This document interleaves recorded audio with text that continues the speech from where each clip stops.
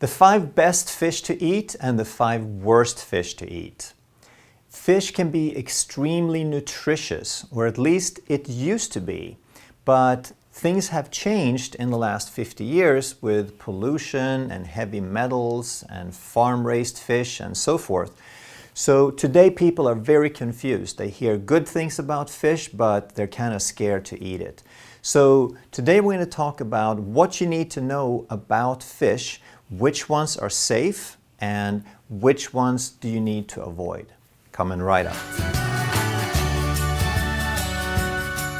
Hey, I'm Dr. Ekberg. I'm a holistic doctor and a former Olympic decathlete. And if you want to truly master health by understanding how the body really works, make sure you subscribe and hit that notification bell so you don't miss anything. Fish have some unique nutrients. They have very high rates of EPA and DHA. Those are the long-chain fatty acids in fish oil that are very, very rare in any other food. But in fish, they're abundant. And they're important for 2 reasons. The longest of the fatty acids is called DHA. And it is the primary building block of your brain, of your nervous system, and of your eye, of your retina. It's the membrane component, the primary membrane component of every cell membrane in your body is the DHA. And the other long-chain fatty acid is called EPA, and that has been found very beneficial to reverse heart disease, to prevent heart disease, because it's a natural anti-inflammatory. It helps the body balance the inflammatory responses. But as important as those 2 fatty acids are, they are among the most common deficiencies because people don't eat much fish anymore, and these fatty acids are very sensitive to heat. They spoil very easily. So when we process food, we pretty much remove them from food completely. So we're going to take a look at fish and we're going to evaluate them. And I'm not going to look at all the different controversies about fish. We're going to look at primarily 2 things. The benefits that we get from omega-3s. The EPA and the DHA, those are known as omega-3s, but they're different than the omega-3s in plant fats, because in plant fats it's called linolenic acid, and the linolenic acid can theoretically be converted into the EPA and the DHA that we need, but the conversion is so poor that less than 1% usually gets converted. So eating the plant-based omega-3s is not going to give us the EPA and the DHA that we need, whereas if we eat the fish oil, then we get the final end product. We get 100% of the thing that we need. So the milligrams of omega-3 from fish are worth many, many, many times more the omega-3s in plant fats. We're also going to look at the levels of mercury. And we're going to, based on the levels of mercury, we're going to talk about how often you want to eat those fish. And then we're going to talk about some general recommendations. So in general, fish is a high protein food. It is very much like any other meat. It has right around 20% protein in the meat. And it doesn't matter which fish it is. It's going to vary up and down 3 or 4%, plus or minus, but pretty much 20%. So whichever fish we eat, we're going to get a good quality protein. It's going to be an animal protein. It's going to have a complete set of essential fatty acids in the right combination for us. And one of the benefits of protein from fish is that it's generally easier to digest than red meat. So people have trouble, they want to get the benefits of red meat, but they can't necessarily digest it, then they can go with protein from fish. And when we talk about the mercury, the Hg stands for mercury, that's going to vary tremendously. And the reason that it varies is depending on the size and the age of the fish.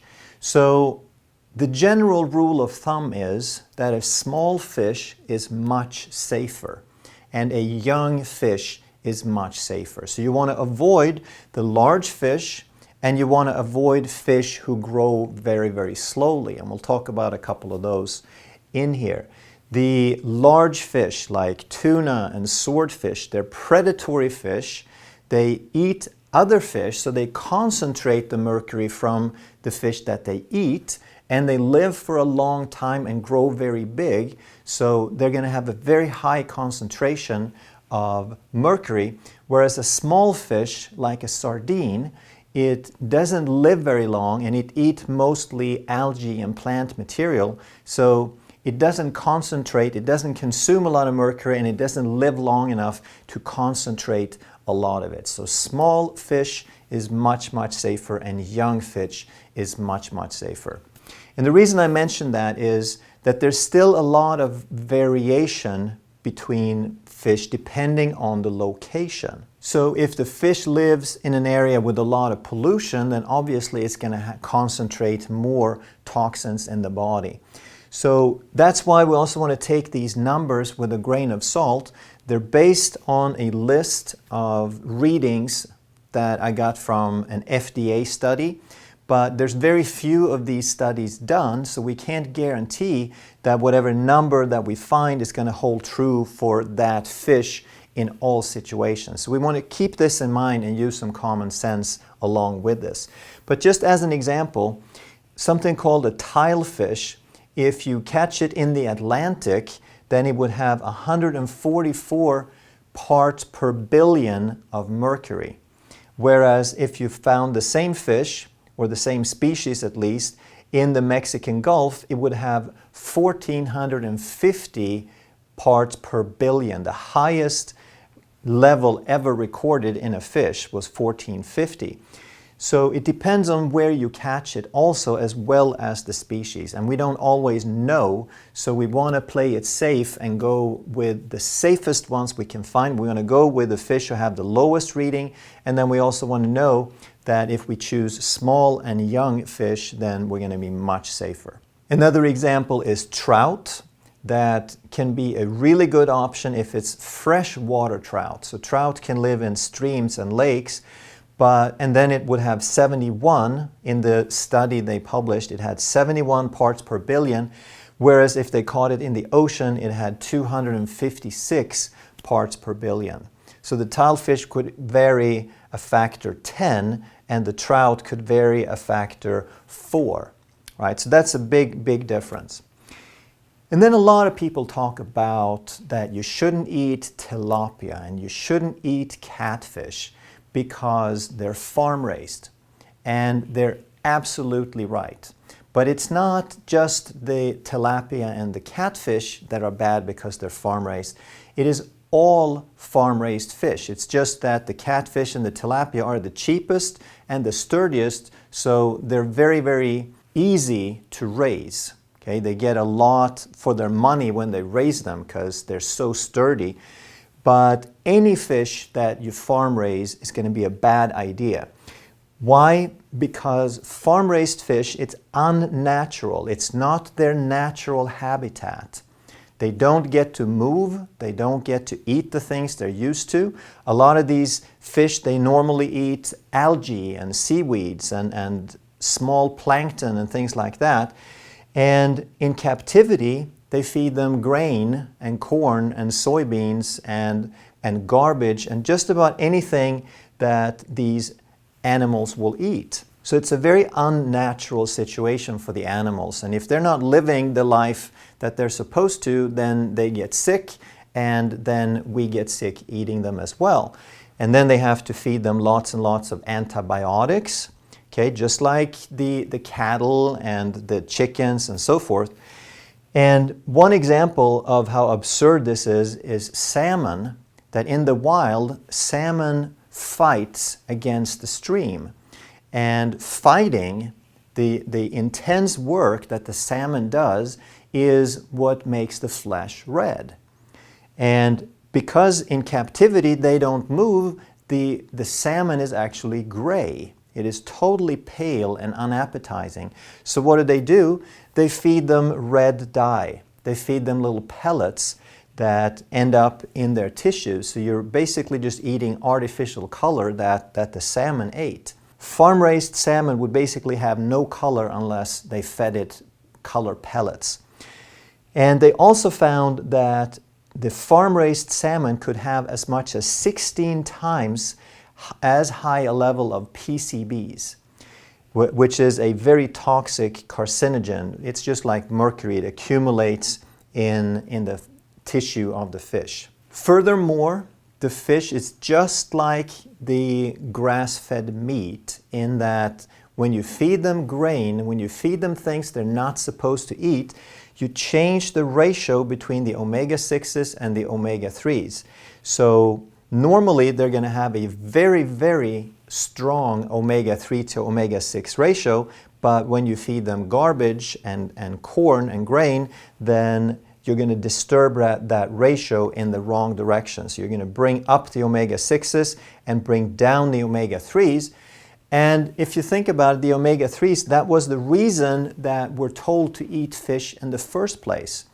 But if they farm raise it and they feed it the wrong thing, then it doesn't have as much of the thing that we want when we eat the fish. So it sort of defeats the purpose of eating fish in the first place. So when we're talking about these fish, we're not talking about anything farm-raised, right? It doesn't matter which fish it is not going to be a good idea if it's farm-raised. So let's start off with the fish that you want to avoid. And the reason you want to avoid them is that it is very, very high in mercury. So from the very bottom of the list, it's the tilefish from the Mexican Gulf, like I mentioned over there.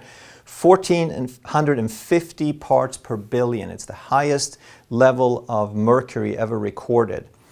Then next on the list we have swordfish.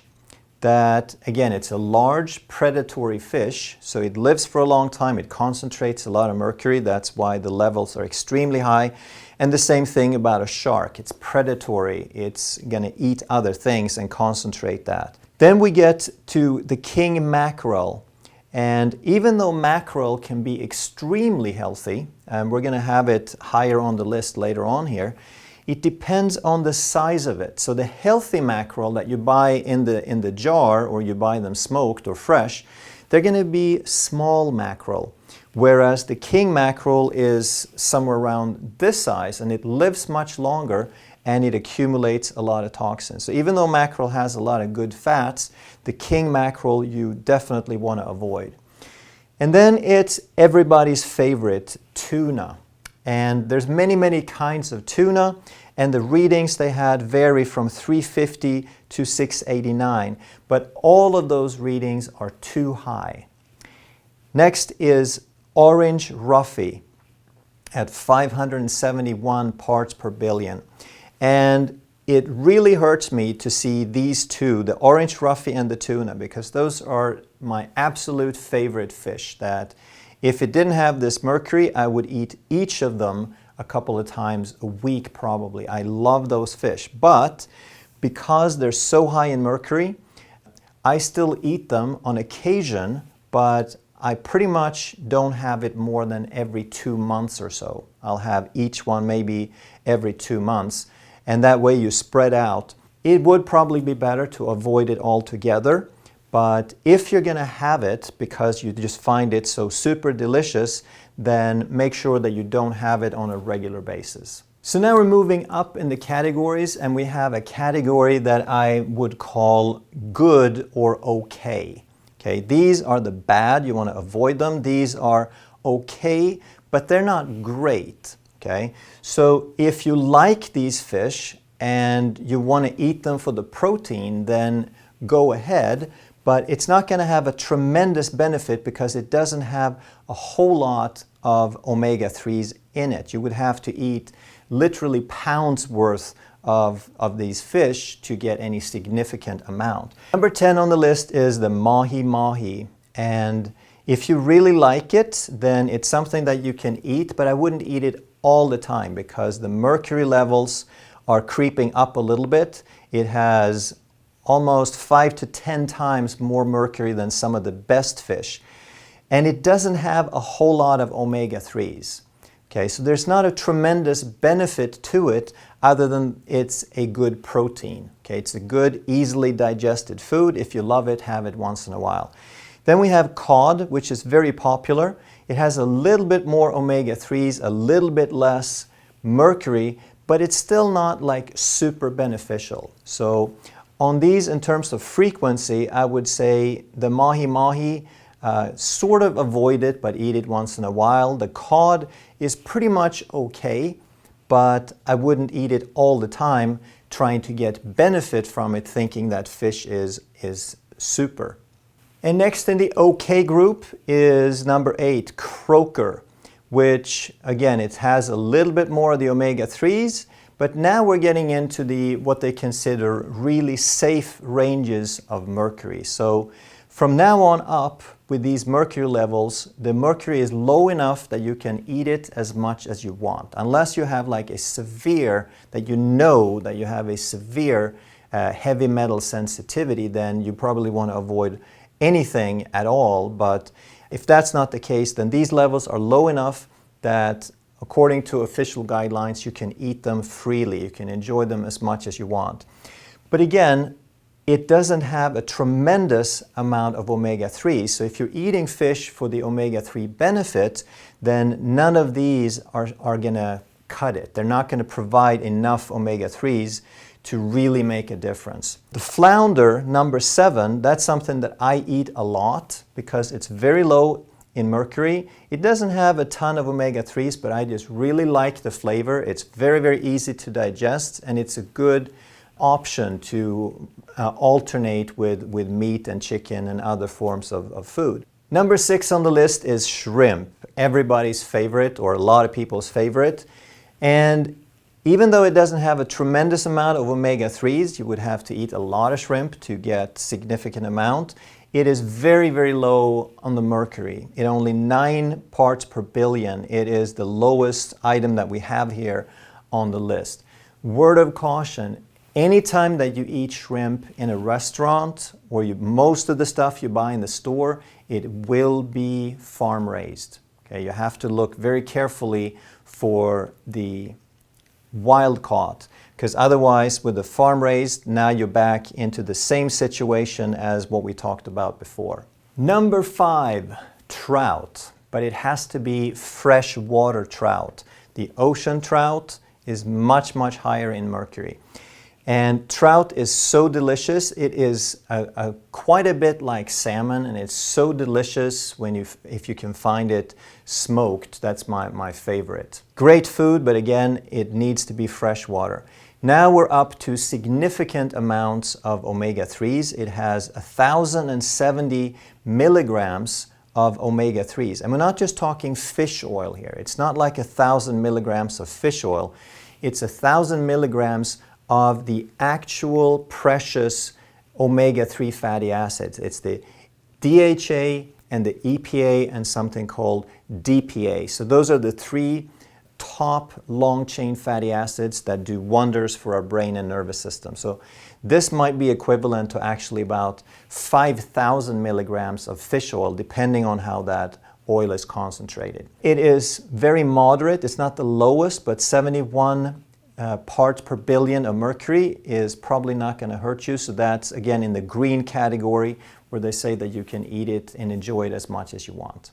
Number 4 on the list is herring. This is an old favorite in Sweden. They used to pickle it, but if you're not a fan of pickled herring, then you might want to try it smoked.